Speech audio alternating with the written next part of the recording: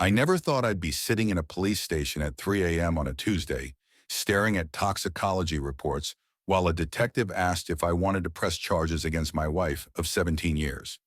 But life has a way of serving up the unimaginable when you least expect it. Mr. Matthews, Detective Rivera said, sliding a paper cup of terrible coffee across the metal table. I know this is difficult, but I need you to walk me through it again. From the beginning. The beginning. When exactly was that? When I first noticed the metallic taste in my tea. When the doctors couldn't explain why a previously healthy 43-year-old man was suddenly experiencing hair loss, chronic fatigue, and unexplained weight loss. Or was it 15 months ago when Sarah's ex-boyfriend moved back to town and she started working late 3 nights a week? I guess the real beginning was the day I decided to install the nanny cam. Not because I suspected poisoning, who the hell ever suspects that? But because I thought she was cheating. Turns out infidelity would have been a mercy compared to what I discovered. But I'm getting ahead of myself. My name is Daniel Matthews. 6 months ago, I was a healthy, reasonably happy software engineer with a beautiful colonial house in Connecticut, a successful wife who ran her own interior design business, and a life that looked picture perfect on our annual Christmas cards. Now I'm 30 pounds lighter, partially bald, dealing with permanent kidney damage, and living in a furnished apartment while lawyers sort through the wreckage of my marriage.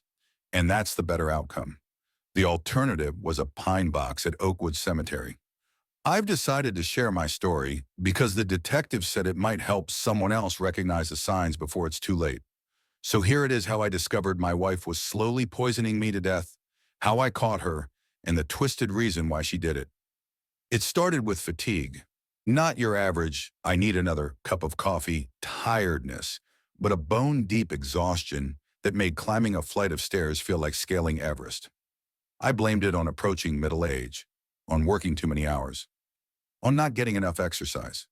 Sarah suggested I might be depressed and even scheduled me an appointment with her therapist. You're running yourself into the ground, Danny, she'd say, her face a perfect mask of concern as she'd bring me my evening tea with honey, a ritual she'd started when I first began feeling ill. Dr. Hansen has an opening Thursday. I really think you should talk to someone. I remember how she'd sit on the edge of our bed, her hand cool against my forehead, those green eyes filled with such convincing worry. She'd always been a good actress. I just never realized I was her most captivated audience. The fatigue was joined by stomach pains next, sharp, twisting cramps that would wake me in the middle of the night. My doctor ordered tests, found elevated liver enzymes, and suggested it might be an autoimmune condition. More tests followed, more inconclusive results. More symptoms appeared. The hair loss started, patchy at first, then more noticeable. I developed a tremor in my right hand.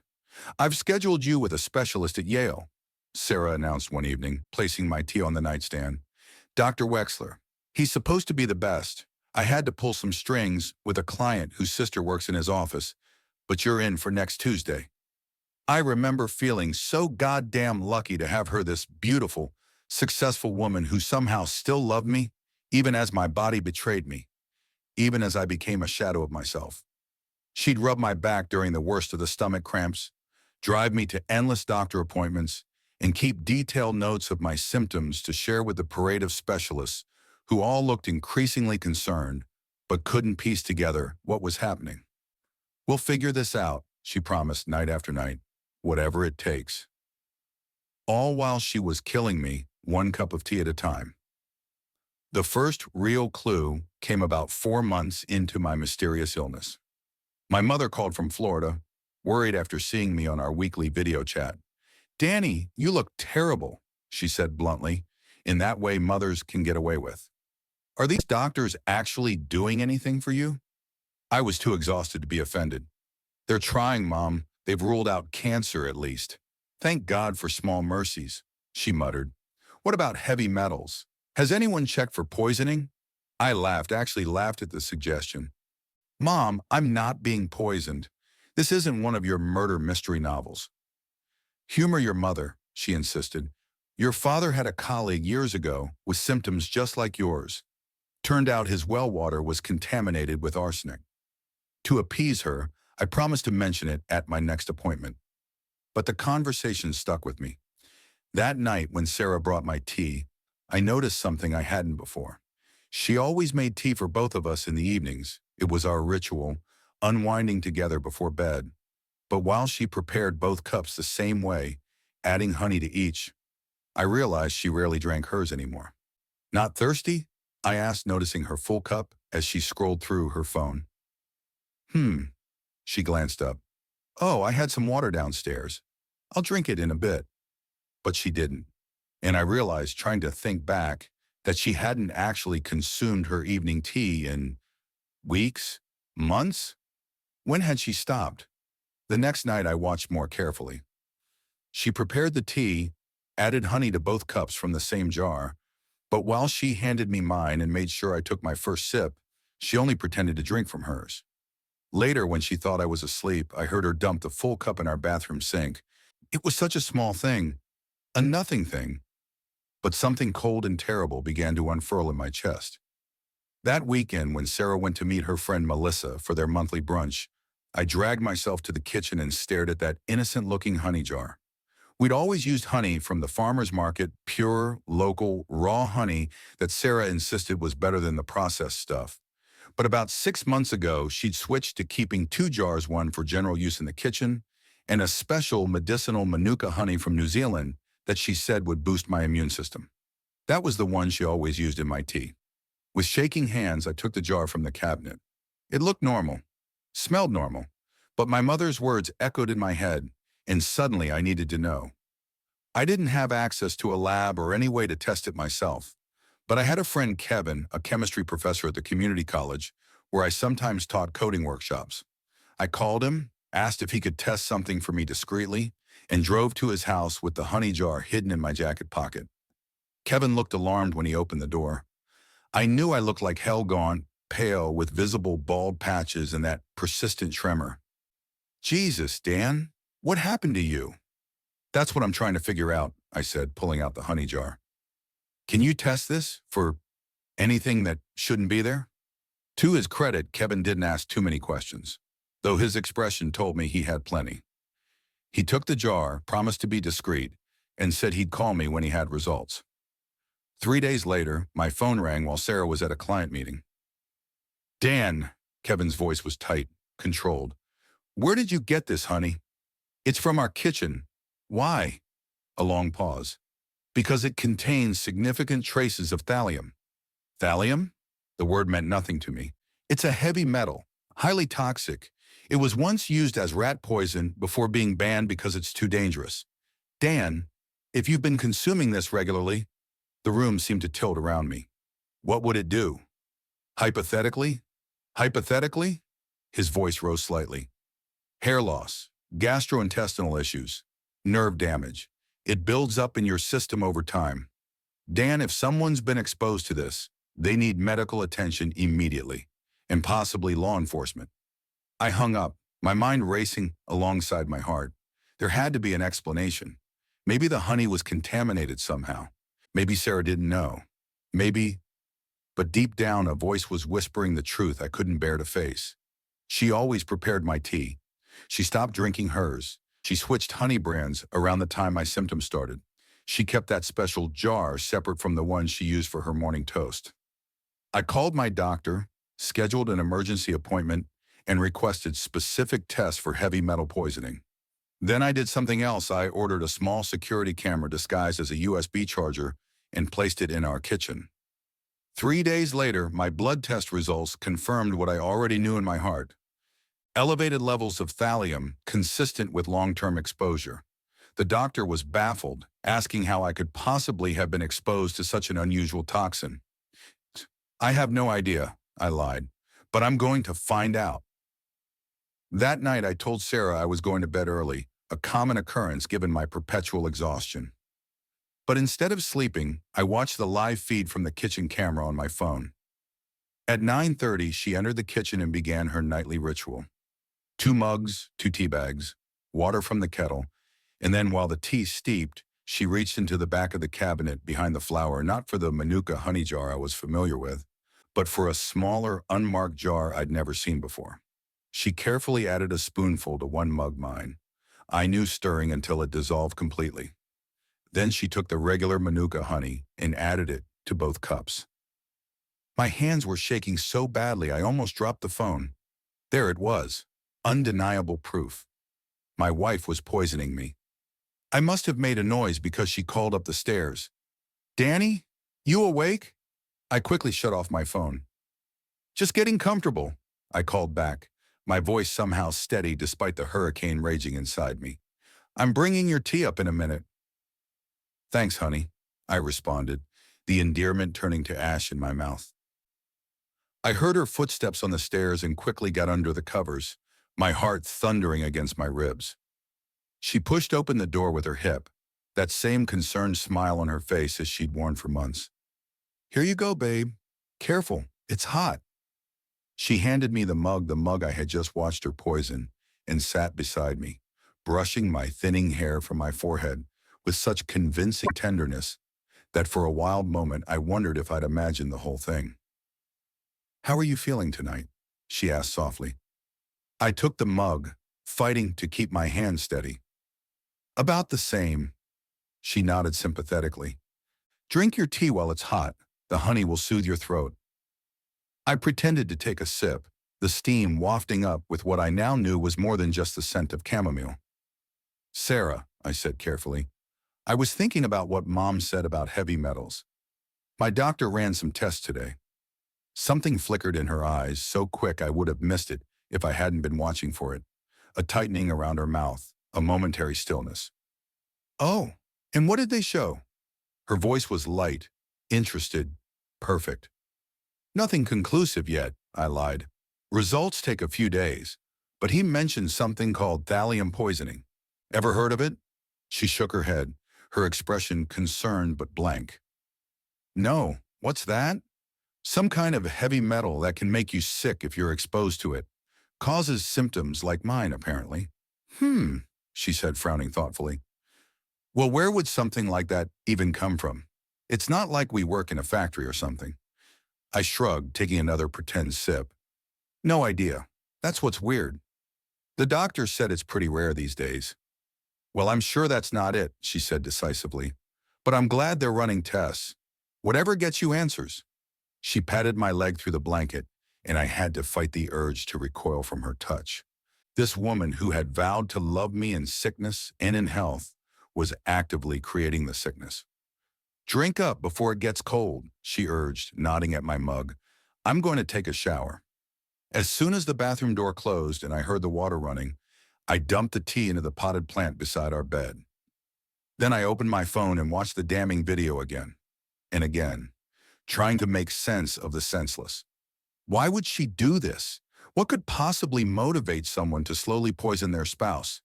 We had a good life together. A nice home, no major money problems, no life insurance policy worth killing for. We rarely even fought.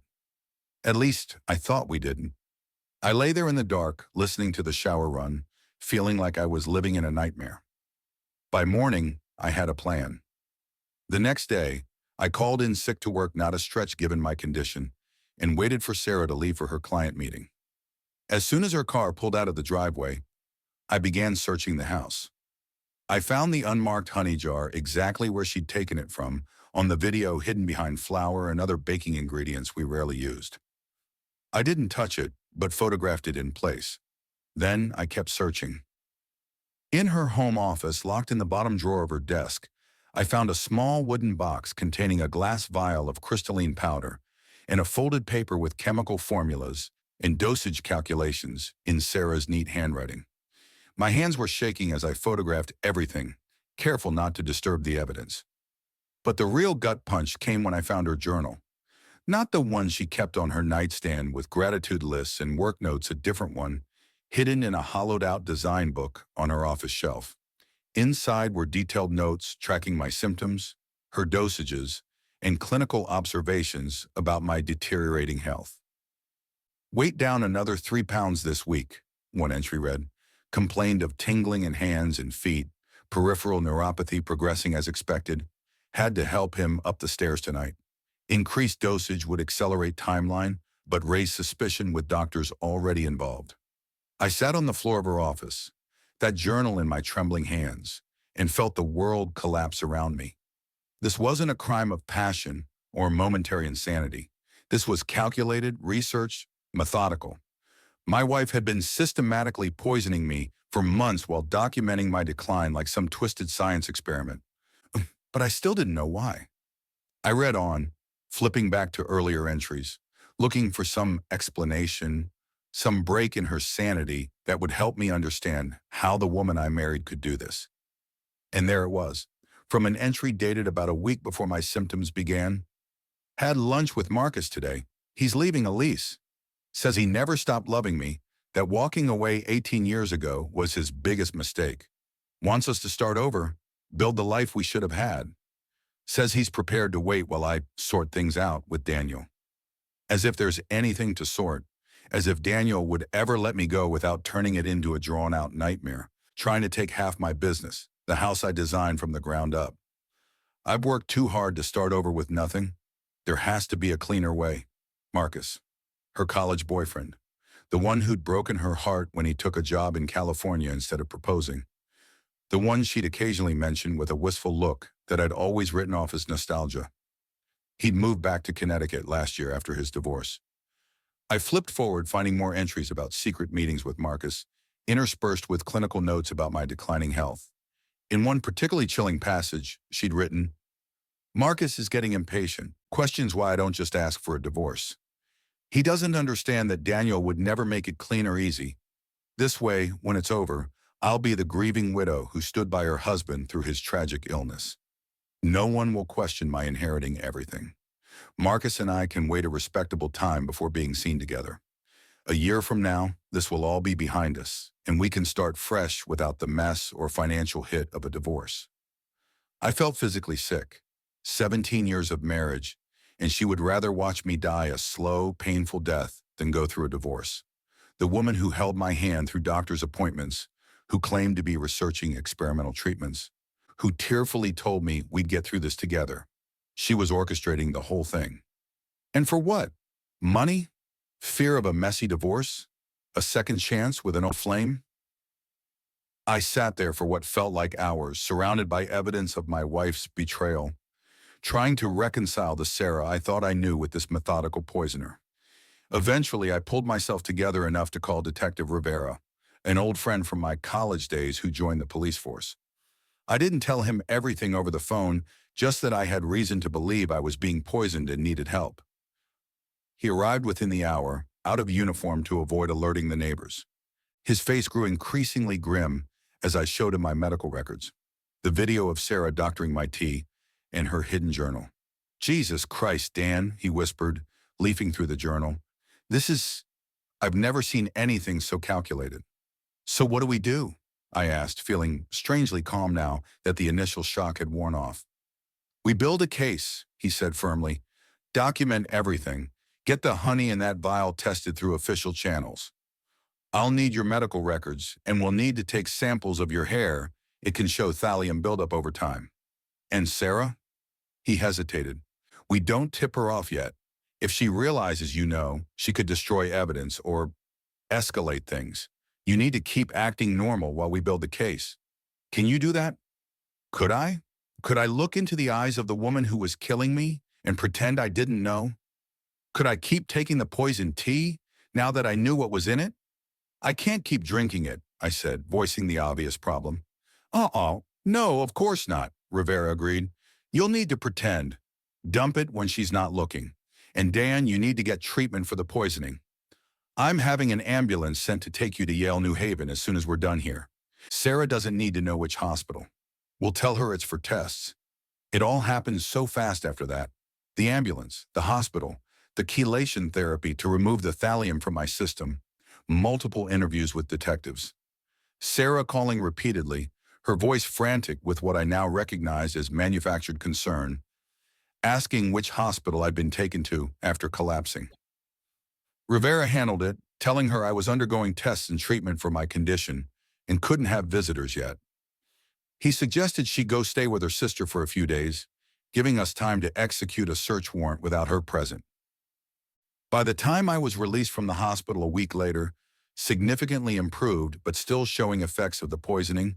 The police had everything they needed. The unmarked honey jar and vial both tested positive for thallium.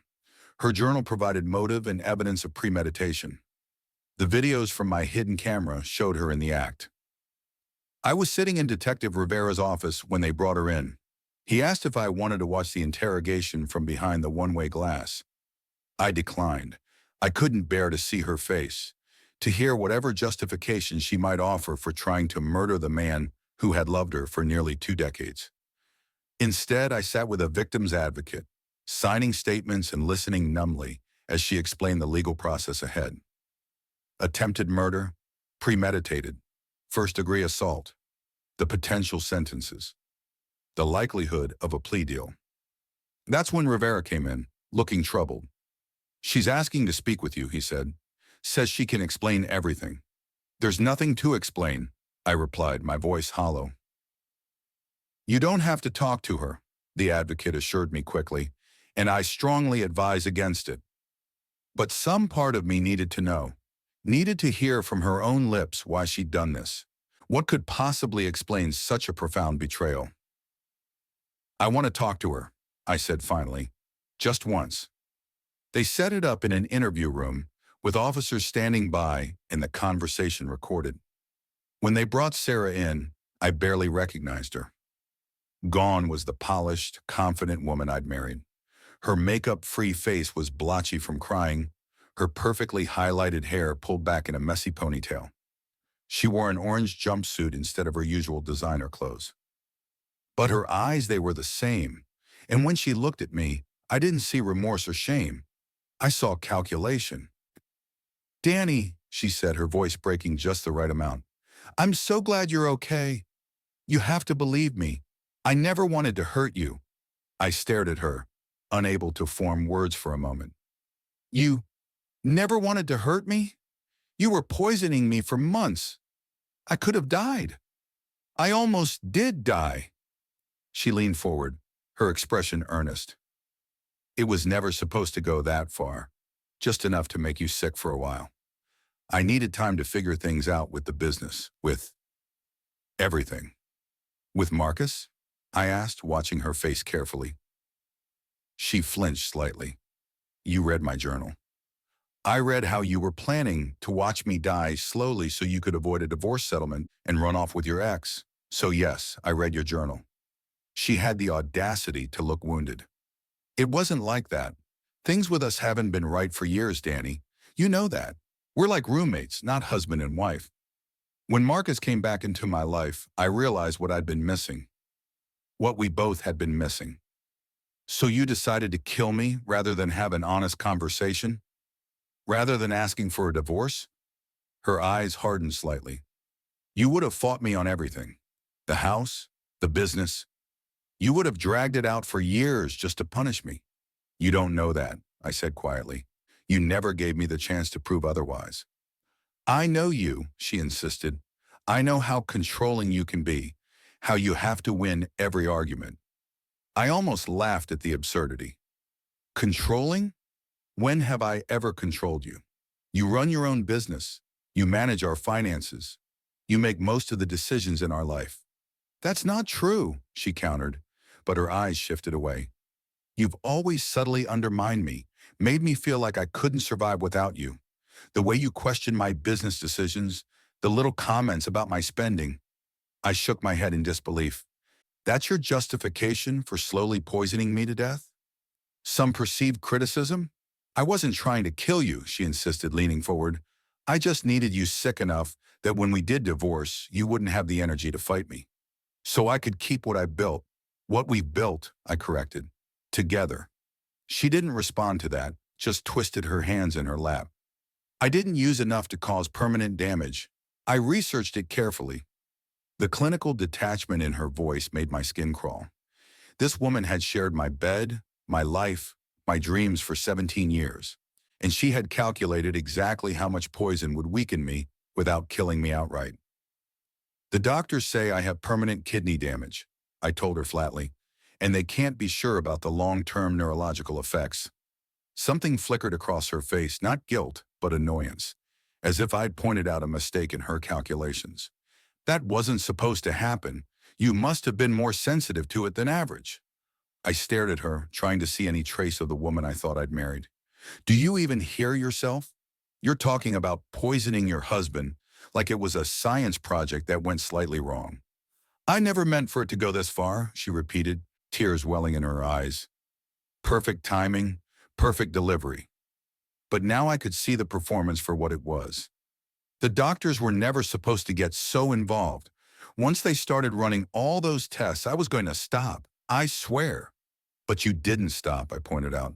Even after multiple hospitalizations, even after seeing what it was doing to me. I was scared, she whispered. If I stopped suddenly and you got better, you might suspect something. And Marcus was getting impatient. I stood up abruptly. I've heard enough. Danny, please. She reached for my hand across the table. We can work through this. I'll get help. We could start over. The desperation in her voice nearly made me laugh. Not because anything was funny, but because it was so absurd, so divorced from reality. There is no we anymore, Sarah. There can't be. Not after this. Her expression changed then, hardness replacing the calculated vulnerability. So that's it? 17 years of marriage, and you're just walking away? Proving exactly what I knew all along, that when things get difficult, you bail. I looked at her for a long moment, this stranger wearing my wife's face. I'm not the one who tried to poison our marriage, Sarah. That was all you. As I turned to leave, she called after me. What about the house? My business? Are you going to try to take everything from me now? I paused at the door, suddenly exhausted. You know what? Keep it all. The house, the business accounts, everything. I just want to be free of you. Consider it the cost of my life. The last image I have of my wife is her sitting in that interview room, shock replacing calculation as she realized she'd so fundamentally misunderstood the man she'd married and tried to murder, that her entire justification had been built on a fiction. That was 3 months ago. Sarah took a plea deal, 12 years with the possibility of parole after 8. Marcus disappeared as soon as the story hit the local news. My health has slowly improved, though some effects of the poisoning may be permanent. I've moved to a different state, started remote work with a new company, and begun the slow process of rebuilding a life shattered by betrayal. Some days are harder than others. I still find myself hesitating before eating food prepared by someone else. I've thrown out every jar of honey I've received as a housewarming gift. But the hardest part isn't the physical aftermath or even the trust issues.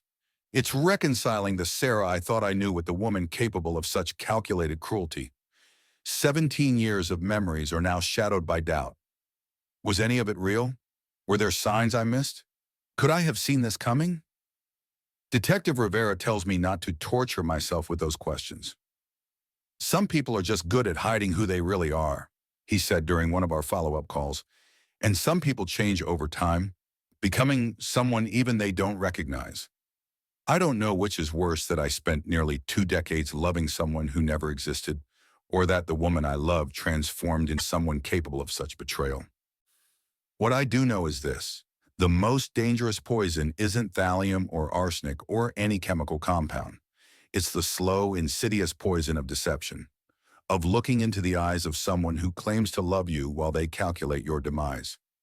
I survived the thallium. Most days I think I'll survive the betrayal too. But I'll never again accept a cup of tea without wondering what might be hiding beneath the sweetness of honey. If you're listening to this and something in my story resonates with you: unexplained illness that doctors can't quite diagnose, a partner who seems almost too devoted to your care, small inconsistencies you've written off as paranoia, please get a second opinion. Get tested. Trust your instincts. Sometimes the most dangerous threats aren't strangers in dark alleys, but the people sharing our homes, our beds, our lives, and our tea. If you've made it this far, thanks for listening to my story. I'm still processing everything that happened, and sharing it helps somehow. If you've been through something similar or have thoughts about what I shared, please leave a comment below. And if you'd like to hear more survivor stories, make sure to subscribe to this channel. New episodes drop every Wednesday. Stay safe out there, And maybe brew your own tea for a while.